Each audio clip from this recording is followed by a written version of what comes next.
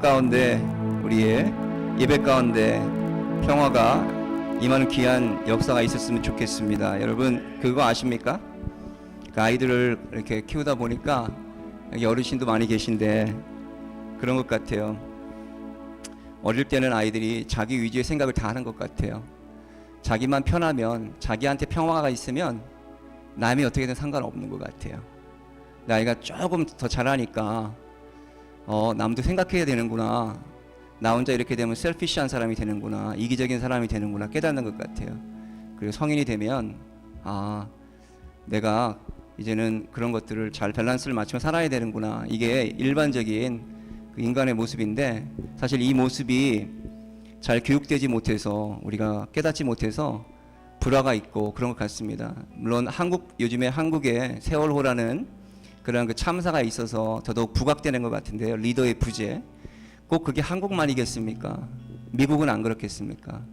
카트리나도 마찬가지고 리더의 부재였기 때문에 그 사람들이 어떠한 정권이 무너지기도 하고 그런 것 같아요. 근데 신앙생활에도 동일하게 적용되는 것 같습니다. 오늘 여러분 이 예배 오셨는데 여러분 혼자 마음 편하십니까? 혼자 마음이 편하세요? 그럼 하나님의 마음이 편하십니까? 물어보고 계세요? 하나님 기쁘세요? 물어보고 계세요? 아니면 나 혼자 기쁩니다, 하나님 나 너무 기쁩니다 말씀하고 계세요? 너무 복잡한 이야기입니까? 여러분 아이와 성인의 모습은 그런 게 틀린 것 같습니다. 근데 신앙생활이 1년, 2년, 3년 목사님 말씀처럼 지나가면서 변화가 있어야 되는데, 그 많은 전도하지 않더라도 그 많은 사람들을 목사님한테 목사님 사랑합니다 안 한다 그럴지라도 그 말씀을 이렇게 목사님 말씀만 가만히 주일날 예배만 듣고 가도 한 10여 년, 20년이 지나면 그렇게 변하는 것 같아요. 서당께도 3년이면은 뭘 읊는다고, 우리도 그러한 모습이었으면 좋을 것 같아요. 감히 제가 그렇게 못하기 때문에 말씀을 드립니다. 오늘 판단하는 것이 아니고 우리 삶 가운데 하나님 오늘 기쁘시죠? 하나님 내가 평안하니까 평안한데 나만 평안한 게 아니라 하나님 나도 평안하니까 하나님 평안하시죠? 하나님 평안하세요? 그럼 나도 평안해요로 바뀌는 그러한 예배의 참 모습이었으면 좋겠습니다. 그러할 때 여러분께서 정말 저 천국을 바라보면서 이 땅에 있는 어려움들이 어려움으로 느껴지는 것이 아니라 감사함으로 이렇게 변화될 줄 믿습니다. 우리의 심령이 그러한 귀한 심령들 되시길 예수님을 축복합니다. 나의 영혼이 잠잠히 하나님께 올려드립니다.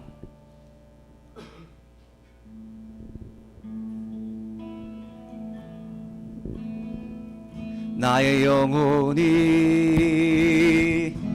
잠잠히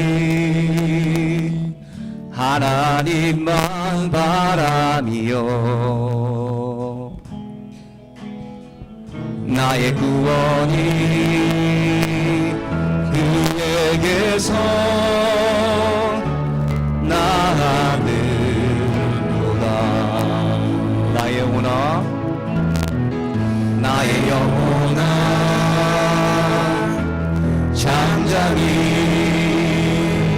하나님만 바라라. 나의 소망이 저에게서 나느도다. 오직 주만이 나의 반석, 나의 구원이시니. 오직 주만이 나의 산성, 내가 요동치 아니하니. 나의 영혼이 간절히, 나의 영혼이 간절히 여호와를 갈망하며 나의 입술이 여호와를 찬양하리. 나의 영혼이, 나의 영혼이 즐거이 여호와를 따르니.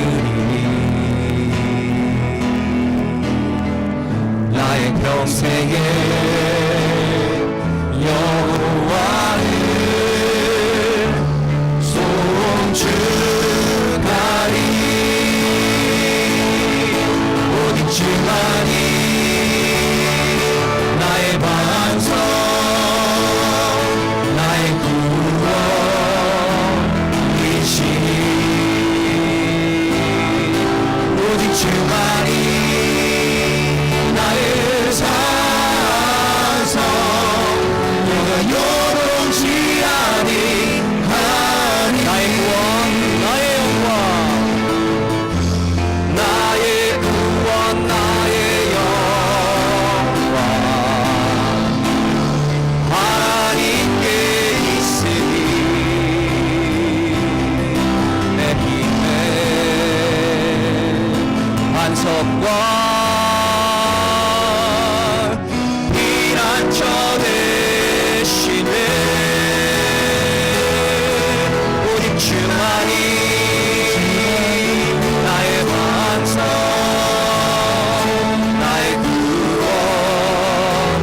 구원이시니. 오직 주만이 나의 산성, 내가 요동치 아니. 다시 한번 고백합니다. 오직 주만이, 오직 주만이 나의 반석, 나의 구원이시니.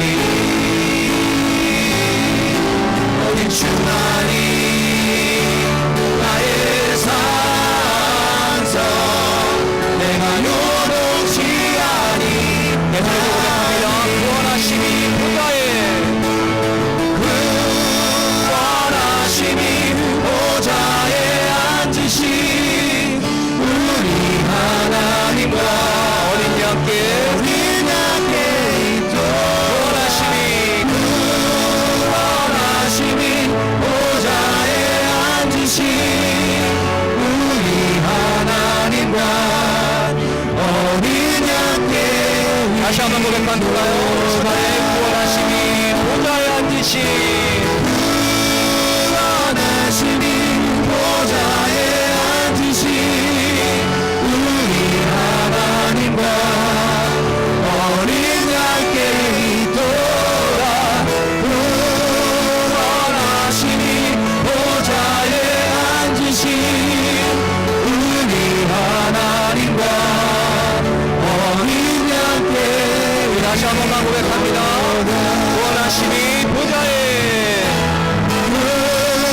구원하심이 보좌에 앉으신 우리 하나님과 어린 양께 있도다. 구원하심이 보좌에 앉으신 우리 하나님과 어린 양께 있도다.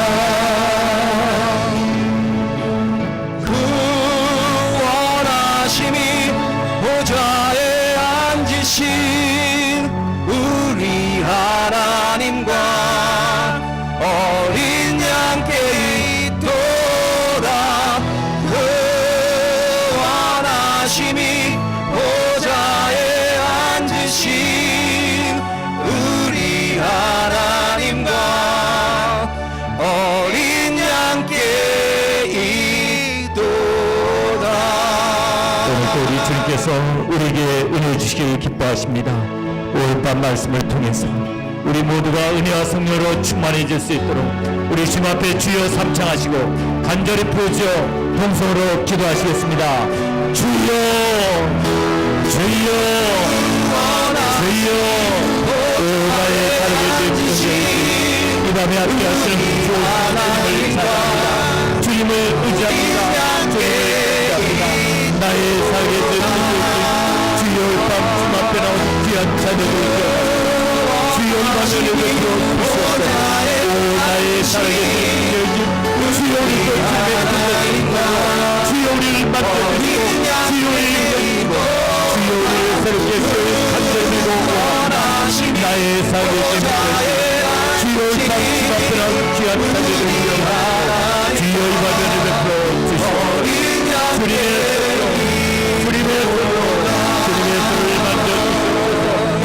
밤에 주여 이 밤에 주여 이 밤에 새롭게 하여 주시옵소서.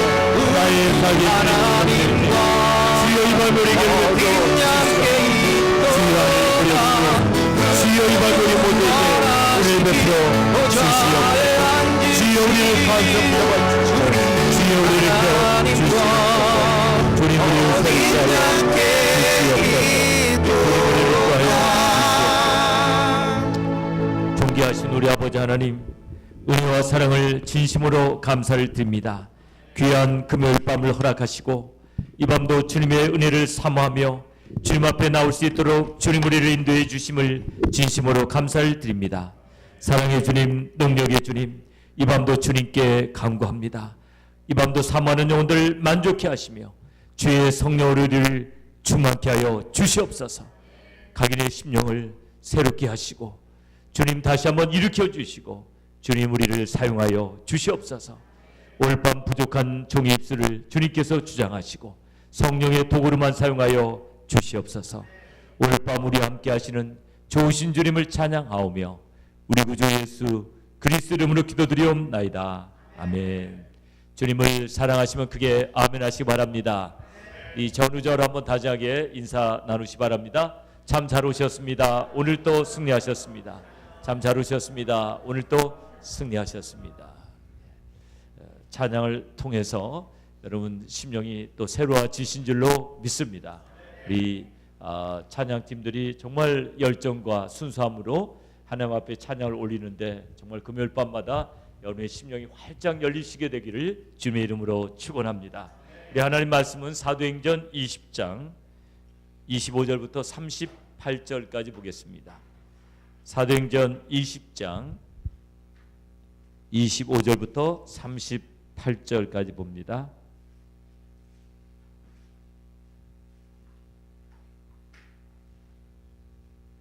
사도행전 20장 25절부터 38절입니다.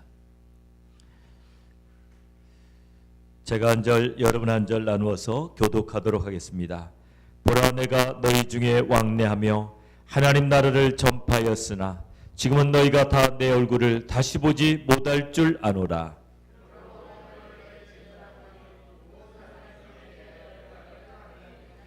이는 내가 꺼리지 않고 하나님의 뜻을 다 너희에게 전하였음이라.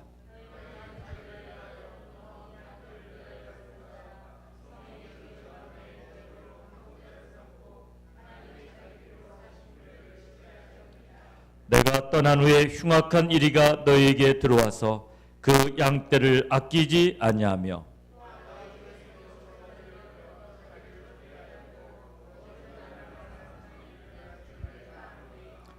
그러므로 너희가 일깨어 내가 3년이나 밤낮 쉬지 않고 눈물로 각 사람을 훈계하던 것을 기억하라.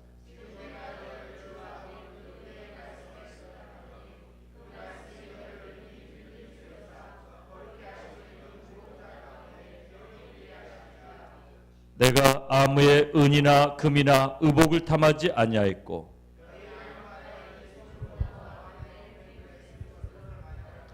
범사에 너에게 모본을 보였노니 곧 이같이 수고하여 약한 사람을 돕고 또 주 예수의 친히 말씀하신 바 주는 것이 받는 것보다 복이 있다 하심을 기억하여야 할지니라.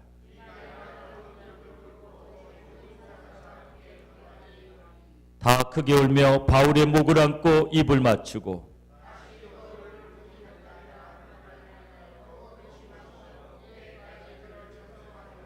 아멘. 오늘 25절부터 38절까지 제목은 마지막 부탁, 이런 제목으로 함께 은혜 나누기를 원합니다. 오늘 사도행전 20장에 나와 있는 내용들은 17절부터 이제 38절까지가 예배소 장로와의 마지막 작별 장면입니다. 그러니까 예배소 장로들을 불러가지고 밀레도에서 사도 바울은 이제 마지막 부탁을 하는 겁니다. 사람이 마지막 남기는 말은 참 중요합니다. 이번에 우리 세월호 참사 속에서도 그 마지막 남기는 말 때문에 참 우리 가슴이 뭉클하기도 하고 많은 분들이 또 같이 눈물을 흘리기도 했는데요. 어떤 아이는 그런 카톡을 이렇게 보내놨죠. 내가 말 못할까 봐서 미리 보내놓는다, 사랑한다, 이렇게 엄마에게 카톡을 보냈는데 참 다행히 그 학생은 구조가 됐어요. 얼마나 감사해요. 정말 엄마 다시 못 볼까 봐서 카톡을 이렇게 보냈는데, 또 어떤 배 한 직원은 마지막 전화를 했죠. 그래서 뭐 등록금 어디 조합에다가 돈을 이렇게 넣어놨으니까 찾아서 아이 등록금 내라. 또 이제 마지막 교신을 했습니다. 오늘 사도 바울은 밀레도라는 곳에서 예배소 장로들과 이제 마지막 작별을 합니다. 그러니까 배가 지금 뒤집히는 그런 유급한 상황은 아니지만 가장 중요한 말을 하고 있는 것입니다. 그래서 오늘 예배소서 20장에 나와 있는 사도 바울이 한 가장 중요한 말이 아마도 저와 여러분의 사역 가운데서 가장 중요한 말인 줄로 믿습니다. 왜냐하면은 다시 못 볼 줄 알고 지금 마지막 전하는 이야기예요. 사도 바울은 뭐 돈 어디 있으니까 찾았으라 그런 이야기 안 하죠. 돈 없는 분이니까, 그죠? 그리고 그런 세속적인 것에 얽매이는 분이 아니시니까 그런 이야기 안 하시죠.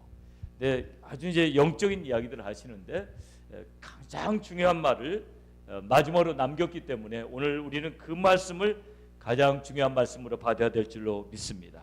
오늘 사도 바울이 마지막으로 남기는 말, 우리 26절과 27절입니다. 26절, 27절.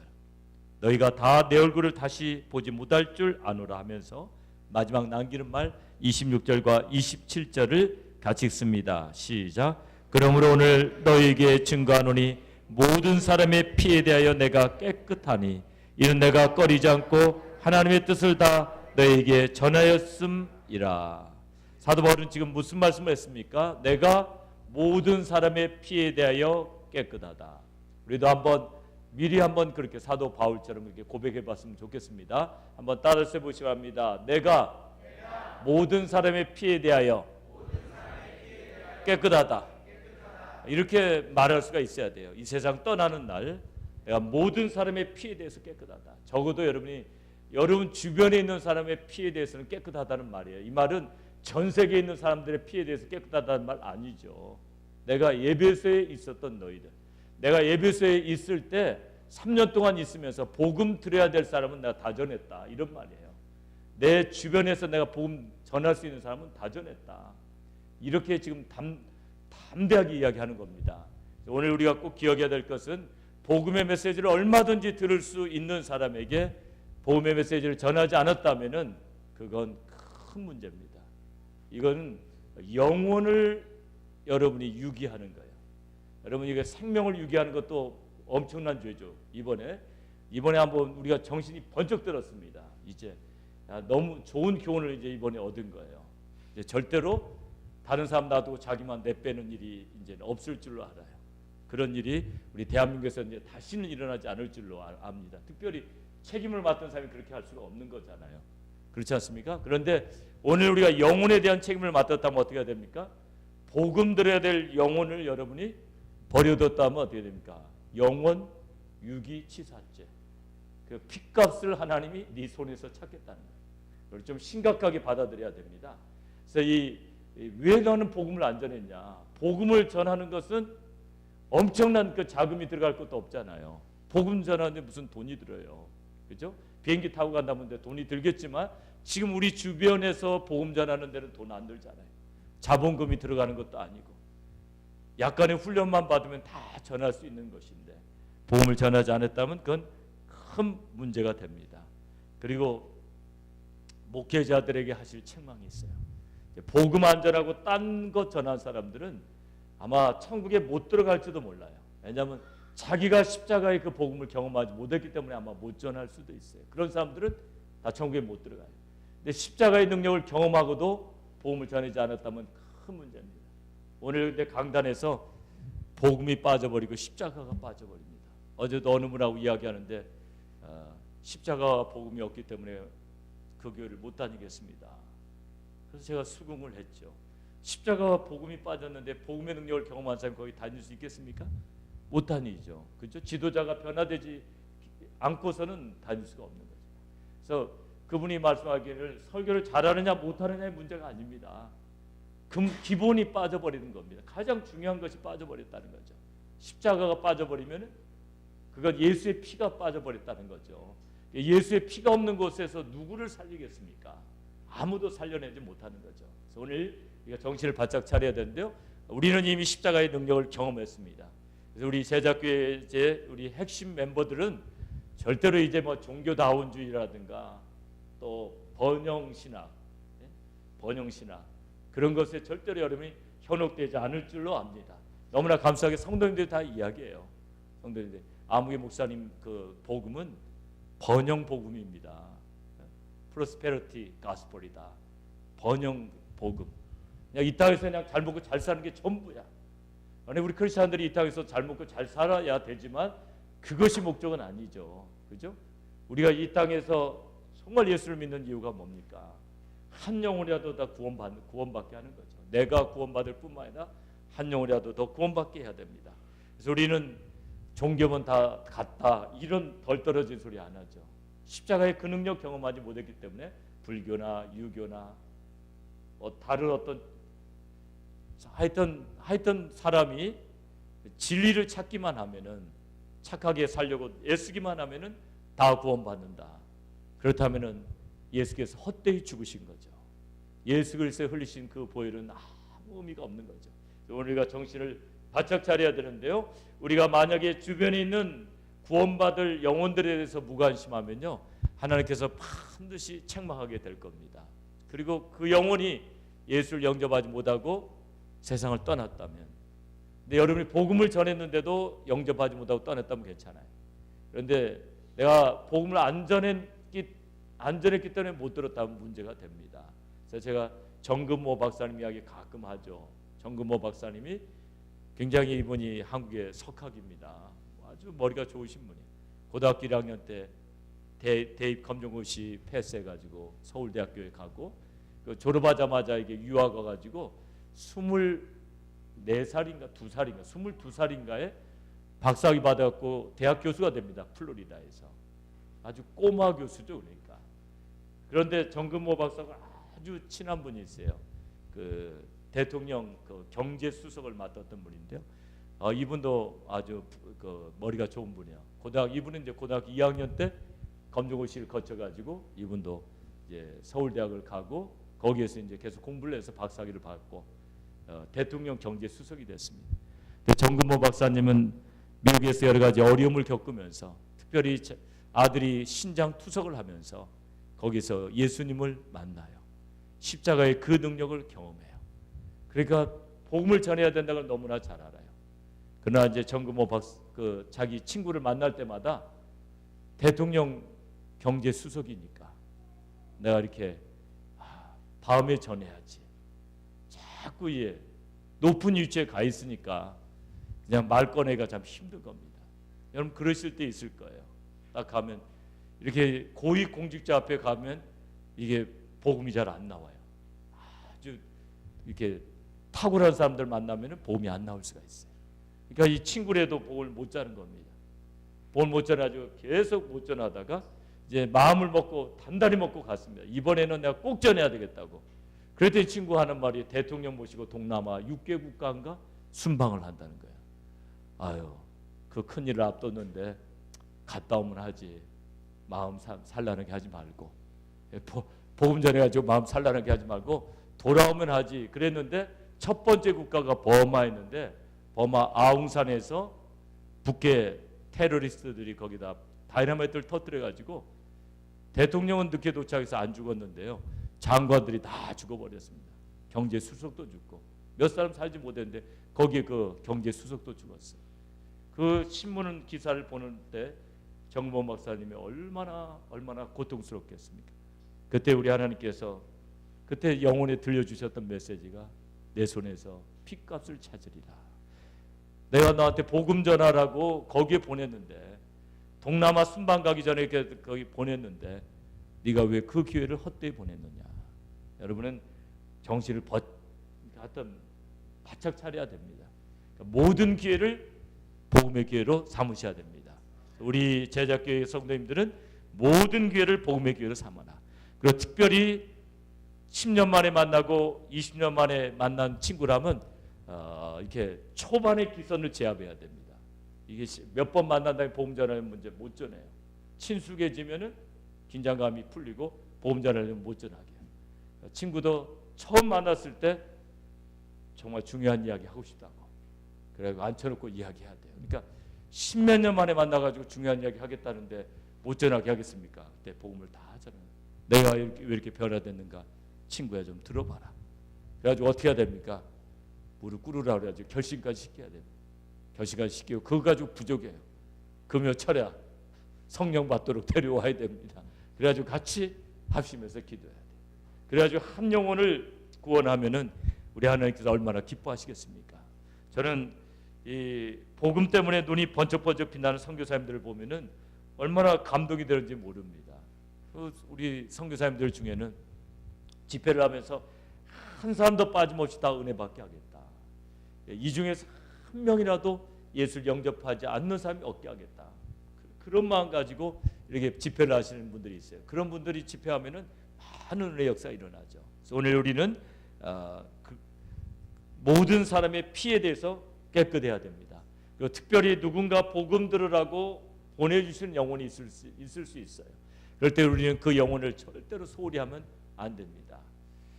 오래전에 제가 미국 목사님 그 책에서 그런 내용을 이렇게 읽었는데요. 어느 도시에 같은 도에서 파송되어 있는 두 분의 목사님이 있었습니다. 한 분은 굉장히 복음적이고 한 분은 복음적이지 않은 분이었어요.